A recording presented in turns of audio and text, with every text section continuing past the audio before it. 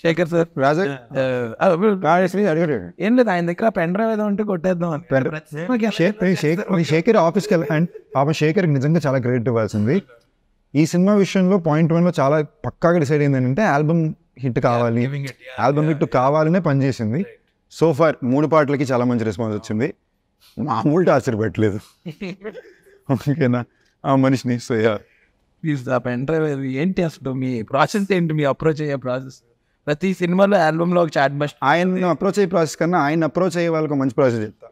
ఆయన ఒక బ్యాంక్ ఉంటుంది, ఇప్పుడు కొత్తగా ఏం కొట్టదు, బ్యాంక్ బయట ఏంటని చెప్పి ఈ పాట దీని ఫైనల్ ప్రాసెస్ తీసుకోవడం స్మార్టర్ డిసిషన్. అది నిజమైన చెప్తుందా, అదే జరిగింది. 4 years old బాగా నచ్చిన పాట. సో అది ఆయన బాగా నమ్మారు. ఆయనకి సూపర్ మంచి సో ఆయన అది బాగా నమ్మారు. అది నేను బేసిక్ గా మధ్యలో కూడా అది ఏదన్నా వేరే అది సైడ్ పెట్టి ఉంచాను అనమాట. ఎందుకంటే నేను మళ్ళీ ఫోన్ చేసి గొడవ పడేది నా పాట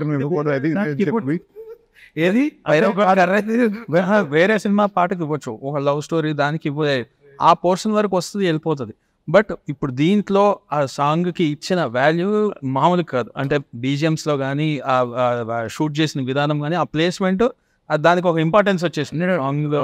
importance and for the emotionals Anil sir ఇందాక అంటున్నారు, దట్ ఈస్ అన్కండిషనల్ లవ్ చూసాను స్టోరీలో. అండ్ దానికి హ్యాండ్ ఇన్ హ్యాండ్ చాలా కాంప్లిమెంట్ అవుతుంది ఆ సాంగ్. సో ఇంత లవ్ స్టోరీకి అది సూపర్, అది మ్యాచ్. నార్మల్ లవ్ స్టోరీ ఇది అంటే వేరు. సో ఇంత ఎమోషన్కి అది అంత బ్యాలెన్స్ అయ్యి ఇదయింది. అట్ ద సేమ్ టైం ఈ ఒక్క సాంగ్ అలా జరిగింది. బేసిక్గా ఇంతకు ముందు నుంచి పట్టుకొని హోల్డ్ చేసి పెట్టుకొని తీసుకో మోస్ట్లీ డైరెక్టర్స్ చెప్పే సిచ్యువేషన్ బట్టి సో దాని నుంచే ఇన్స్పైర్ అవుతాము. సో అట్లా ఆనంద్ గారు కూడా చాలా వరకు ఎక్కడ స్పేస్ ఇవ్వాలి అక్కడ ఇస్తారు. ఈవెన్ ఎక్కడ పోతారు చిన్నవాడు కానీ